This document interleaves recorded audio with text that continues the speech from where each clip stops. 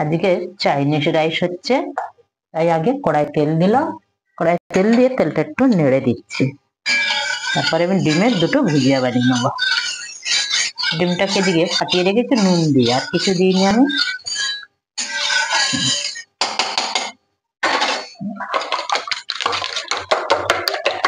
গ্যাসটাকে কমিয়ে দিলাম, অল্প একটু গোলমরিচও দিয়েছি 1 চামচে।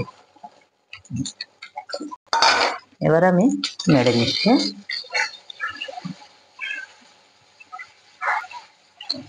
নাড়তে নাড়তে ডিমের হয়ে গেল উল্টোটা। এই যে নাড়তে নাড়তে আমার হয়ে গেল। এবার আমি উঠিয়ে নিচ্ছি। আবার একটু কড়াইয়ের মধ্যে তেল দিয়ে দিলাম। আবার একটু কড়াই তেল দিয়ে দিলাম।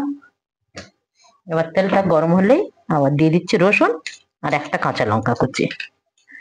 চাইনিজ খাবারে তো বেশি রসুনটাই ব্যবহার হয়, তাই একটু বড় রসুন আমি এখানে কেটে নিয়েছি 3টে। আর সাথে দিয়ে দিচ্ছি একটা কাঁচা লঙ্কা, কেন আমার ছোট ক্যামেরাম্যান আবার বেশি লঙ্কা খায় না, ঝাল হয়ে যায় তো। এটা একটু ভেজে নিয়ে কয়েকটা সবজি আছে দিয়ে দেবো, যেরকম একটু শিমলা মির্চ, গাজর, একটু পেঁয়াজ, কাঁচা পেঁয়াজ পাতা, পেঁয়াজ আছে সাথে।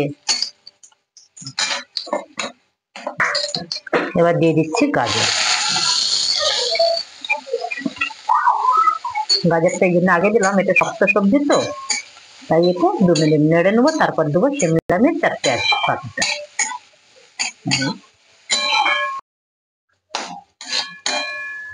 এখন আমি শিমলা মির্চ দিয়ে দিয়েছি, এটা দেখানো হয়নি আপনাদের।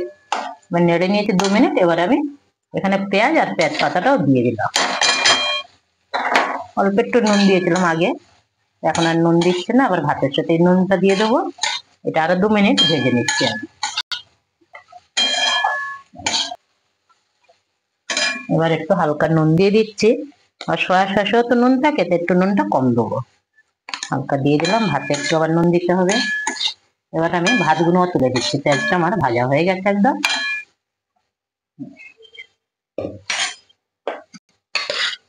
এটা আমার দুপুরের ভাত। দুপুরের ভাতটাই দিয়ে দিলাম।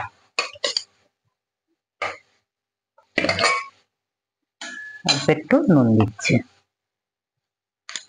একটু গোলমরিচের গুঁড়ো একটু দিয়ে দিলাম, গোলমরিচের গুঁড়ো। এবার খুব ভালো করে একটু নেড়ে নিচ্ছে। সয়া সসটা দিয়ে দেবো।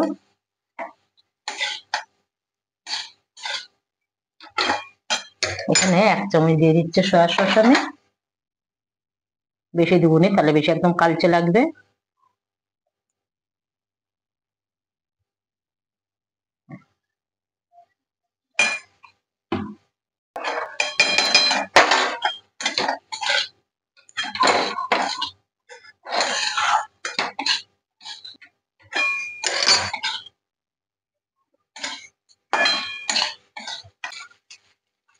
এখানে আমার খুব ভালো করে নাড়াচাড়া করে নিয়েছে।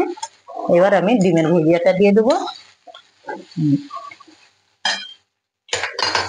ডিমটা তুলে দিলাম। ডিমটা দিয়েছি, এবার আরো 2 মিনিট ভালো করে নেড়ে নিচ্ছি ভাতের সাথে।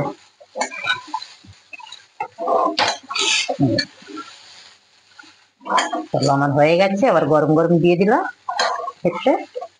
এটার সাথে আর কিছু লাগবে না। গ্যাসটা বন্ধ করলাম। এখানে আমার চাইনিজ রাইস রেডি। আপনাদের যদি ভিডিওটা ভালো লাগে তাহলে অবশ্যই লাইক, সাবস্ক্রাইব, কমেন্ট, শেয়ার অবশ্যই করবেন। ধন্যবাদ।